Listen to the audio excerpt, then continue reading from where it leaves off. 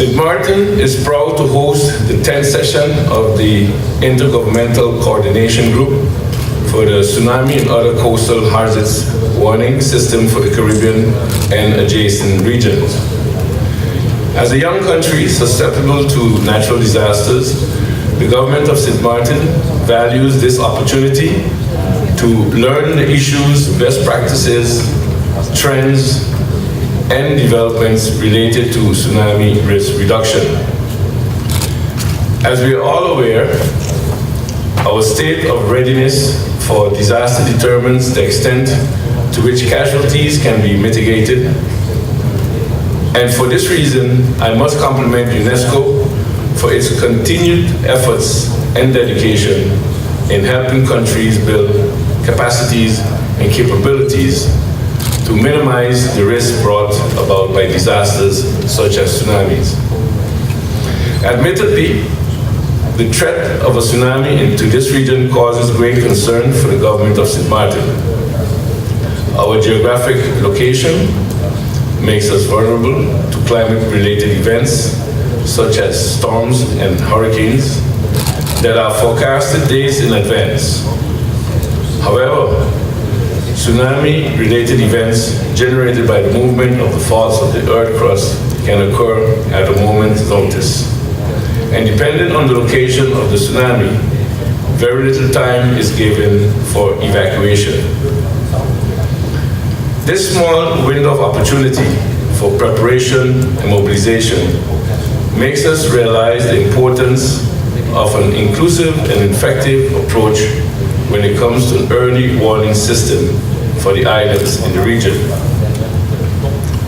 When we speak of tsunami risk reduction, we must be cognizant that we are only as strong as the weakest link, and therefore it is important for all islands in the region to be equally prepared and capable of managing a tsunami event. Ladies and gentlemen, when it comes to risk reduction, cooperation is the key, and for this reason, I am happy to learn of the joint regional approach of this organization has taken to address the challenges and adopt the strategies for risk reduction. With this in mind, I wish the participants much success, and I look forward to reading the outcome document listing the decisions and recommendations. And as a final note, I know that the meeting agenda is quite full, and participants of this session have long working days ahead of them. But as Prime Minister of this beautiful country, even though there's a little rain today, it would be remiss of me if I did not impress upon you to take some time out to enjoy St. Martin. I thank you.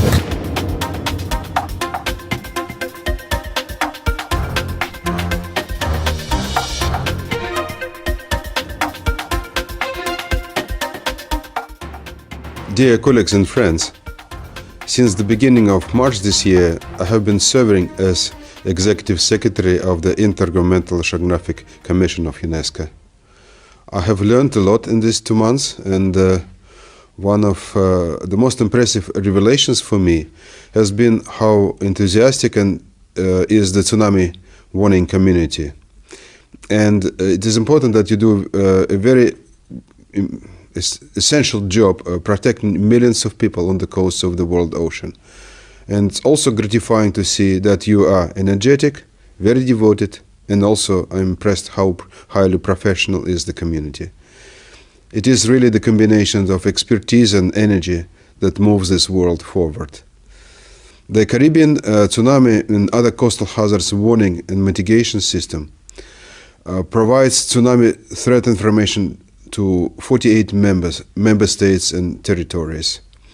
It's one of the 3 youngest components of the IOC network of tsunami regional warning systems. As you know, IOC tried to establish such systems before 2004, but without success. The devastating Sumatra tsunami in 2004 was that event that set in motion the development of the international system in the Caribbean Sea, as it was also the case for Mediterranean and Northeast Atlantic, and also for the Indian Ocean.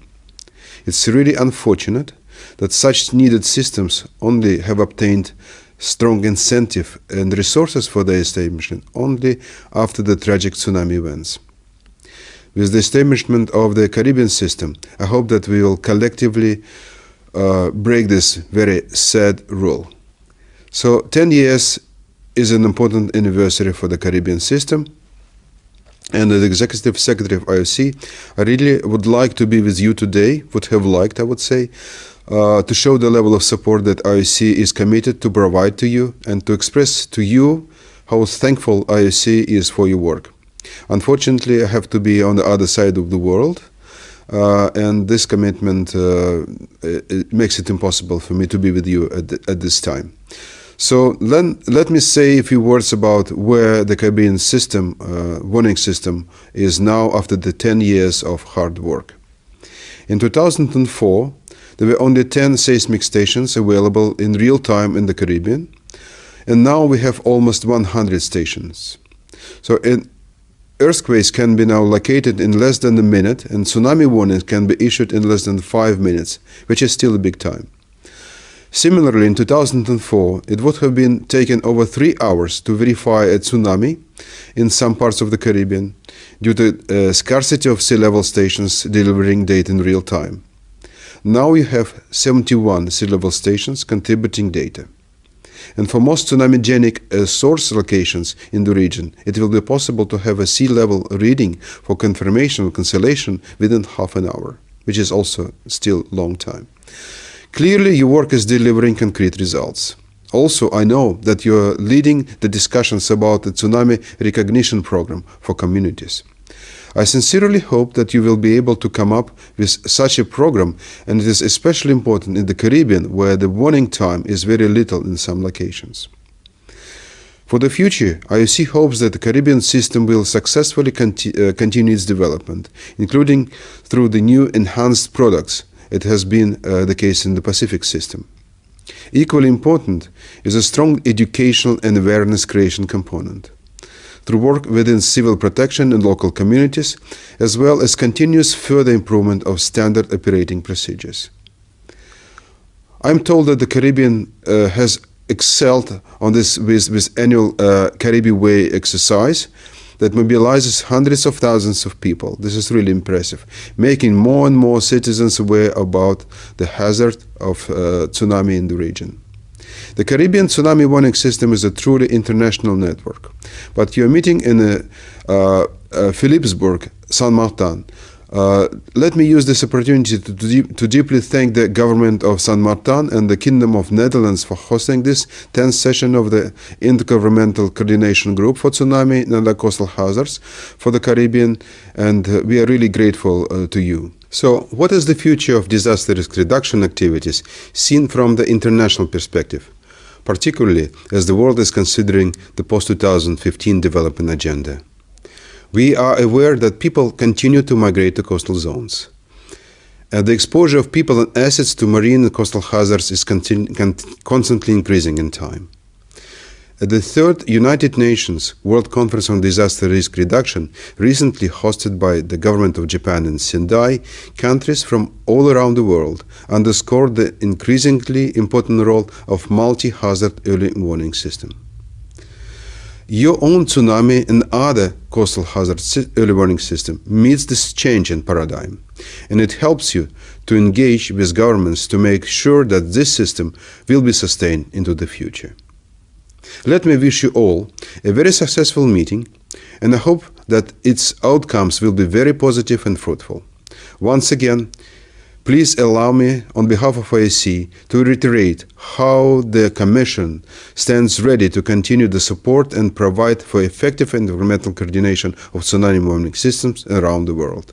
Thank you very much. And first of all, I would like to thank the government of St. Martin for hosting this 10th session of the Intergovernmental Coordination Group for Tsunamis and Other Coastal Hazards Warning System for the Caribbean and adjacent region.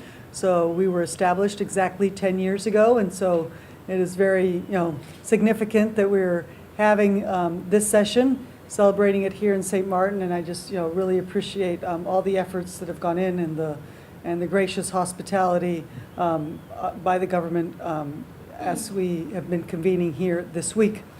In the Caribbean, unlike what some people might think, tsunamis do occur, and we've had almost 100 tsunamis that affected different parts of the Caribbean.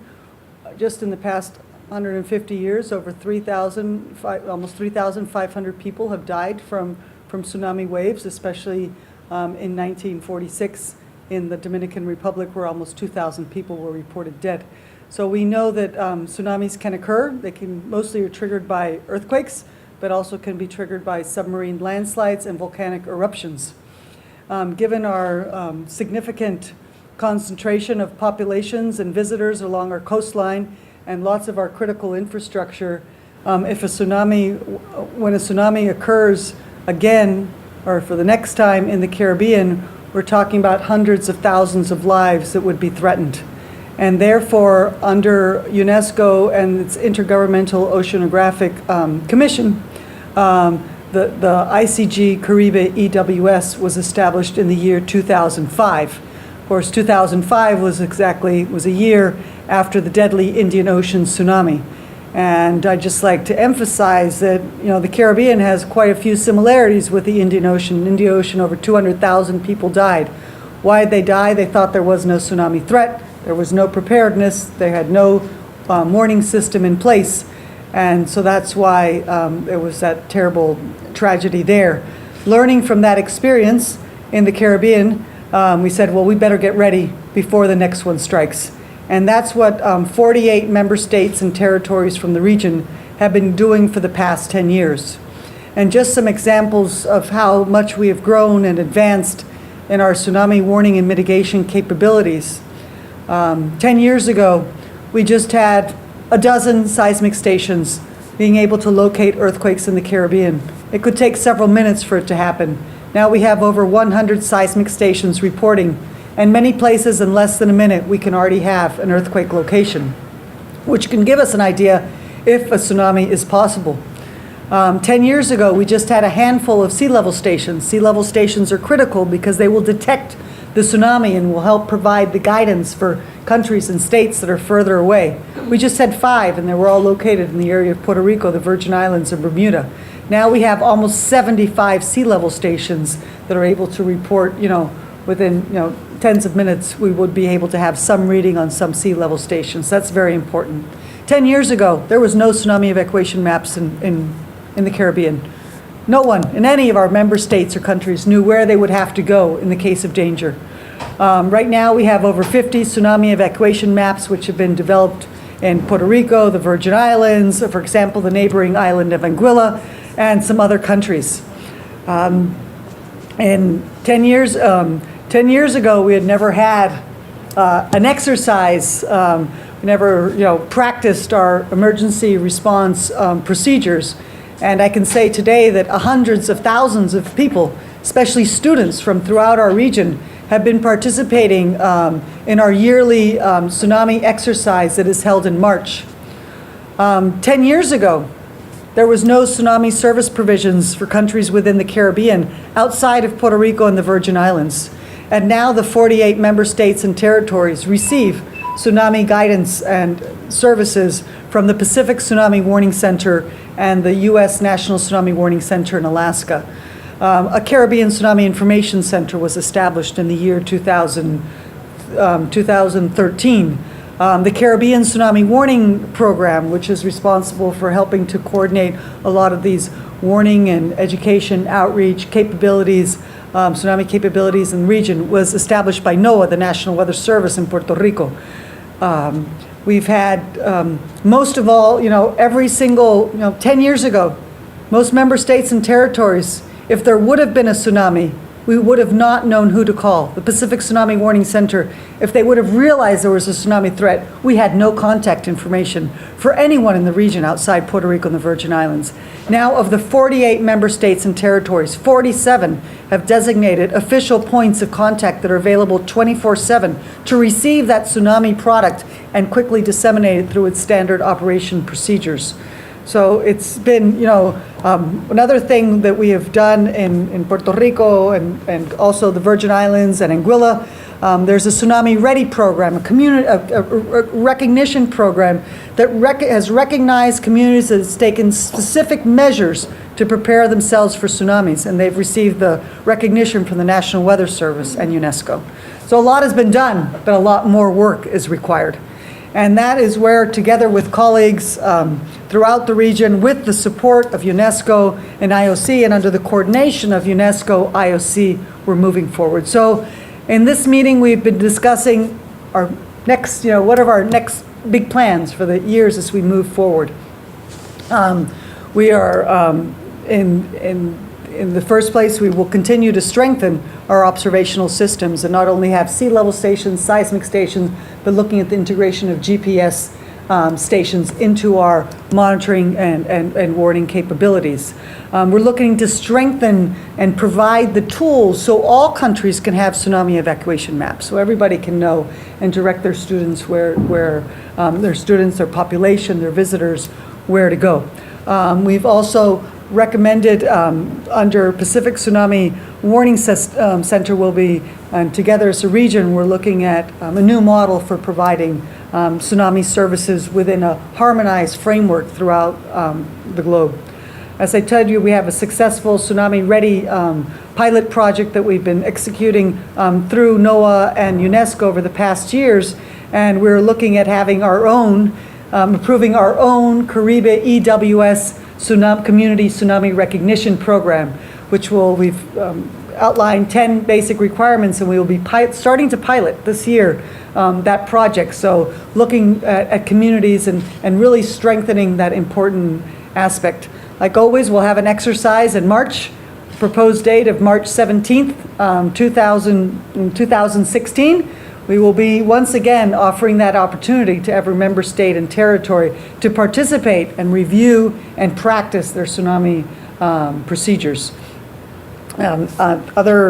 So we have that, and we have the tsunami service model I told you about. Also very important, we talked about the Pacific Tsunami Warning Center as a regional tsunami service provider. So they provide services for the whole region.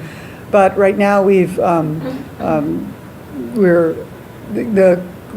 supporting the efforts of Nicaragua to host Central America Tsunami Advisory Center, so a sub-regional tsunami service provider that will be serving specifically the countries of Central America and support their integration in this advisory center. I'd like to express that although we have these advisory services and tsunami services, it is the responsibility, it's a sovereign responsibility of every nation and territory to issue its warnings.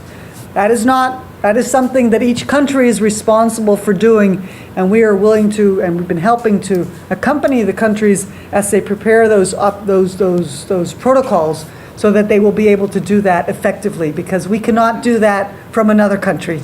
That has to be done in country, so those protocols need to be in place. So you can see we have a lot of work as we move forward, a lot of tasks ahead, but we have a very dynamic and passionate group of people, a lot of experts and professionals, from scientists, emergency managers, community leaders, policymakers, that together we're working to build this tsunami warning and mitigation system for the benefit of the community, for the benefit of the people that live and visit our region. St. Martin was a host country this year in 2015. The fact that St. Martin became an autonomous country in 2010 gave us the opportunity to become an associate member of UNESCO. We've done that in 2011, and as of 2012, St. Martin has participated actively in the ICG-Caribe-EWS community, if you want to call it that. In the same year, we attended our first ICG meeting in Curaçao, and after consultation with the Prime Minister, St. Martin proposed to be the host in one of the next few years. That was reaffirmed last year in St. Thomas, so for this year we hosted the meeting. It's always quite an effort to organize all the facilities around the conference, but with my co-workers at the St. Maarten Fire Department, the local National Commission of UNESCO in St. Maarten, and some other assistants, we've been able to organize it here. I think it worked out well. I haven't heard any complaints. We were very honored by the opening ceremony to have the presence of our acting governor and the Prime Minister, who officially addressed the gathering with some encouraging words. And of course, he also emphasized the fact that the delegates should enjoy St. Maarten, not only sit in meeting rooms and look at papers. So we do hope that people had the chance of discovering St. Maarten a little bit. With this conference being hosted by St. Maarten, the political climate is also gearing a little bit more towards the understanding the threat of tsunami that the country needs to prepare. And our Prime Minister was very interested in the contents of the meeting, and he was looking forward to the recommendations. And as part of the Office of Disaster Management, we will be advising him accordingly on one of the next steps. One of the unofficial commitments our government has made is to have a sea level station installed on St. Maarten. We will have to look into the technical details, how that can be done. But this part of the northeastern Caribbean is a gap in the whole network, so it's very important that that gap gets closed. Anguilla is also working on it, and after speaking with my French counterparts, they also indicated that they are very interested in having this done here as well. So that would close the gap in the information circuit of sea level stations. The seismographic station on St. Maarten is here. It's currently being put back in order because it had some issues. And together with the seismographs on Seba and Statia, they will also be able to provide information to the whole network. I have three remarks. One is that you have noted the passion that the members of the tsunami warning system community in the Caribbean is very high, and our chair reflects very clearly that. She has been very important in the leadership of the Caribbean tsunami warning system for the past several years, I would say. Before she became chair, she was already involved in the system heavily from the Puerto Rico seismic network in Puerto Rico, the US. So I confirm that this is a very passionate community. I can confirm as well that the facilities provided by the government of St. Maarten are wonderful. I have not been able to take any step out of the hotel. The hotel has perfect capabilities to receive and to host us. This is a second confirmation that this is a very passionate community. We have been working over 3 days without stopping, nearly. And the third remark that I would like to do is that there is a sad pattern in the history of disaster and disaster management in the humanity, that the people react to be prepared when the disaster has happened. So that's the recent history, for example, in the Indian Ocean, where there was no system in place before 2004. Today there's a fully fledged system, but it took a high toll to get something in place in the Indian Ocean. We are very, we have high hopes that this trend will be stopped with systems like this one in the Caribbean, that the Caribbean will be prepared to face any tsunami in the future before it happens. So we don't have a big disaster, we have a real threat, we have a real event, probably, but we don't have a big disaster, a huge disaster that has been the history in several parts of the world today. Or just like to note that our Vice Chair, Milton Puentes, he will be hosting the next ICG meeting. Will be held in Cartagena, in Colombia, and will be hosted by the Oceanographic Commission in Bogota, in Colombia. So from here, our next meeting will be moving to Cartagena, Colombia. So that's every year we meet in a different country, and so as Vice Chair, he'll be hosting that meeting next year. Questions? I had a few small ones. Starting with the really small one. Polly said the our seismographic station is it not up now, or is being repaired or something? Was that because of hurricane or just regular? Like with every technical device, it can break down, and so the KNMI people from the Netherlands are currently fixing it because it was down for a while. But I think the station itself works, but the link to Joseph, if you you know more about that, I think to the website, and that was done, I think. Yeah, it's the system works, but there's a little glitch with the computer, and the backup software is not a very common one you can get. It still operates on Linux, so that is the issue, but we expect that it should be up and running pretty soon. Okay. I'm curious about the evacuation maps. How far are we locally and in the immediate area? And how detailed are they, for example? And do you depend on sort of zoning regulations, or because things change so quickly here? I mean, I can't even compare somewhere I know 10 years ago. So it probably gets more complicated as time goes on. So kind of, do you have bottlenecks that you don't know how the island is developing, or does that make a difference actually? Yes, you need, it's very important when you're doing an evacuation program that you take into consideration the population that will be involved in the evacuation, the infrastructure that's there.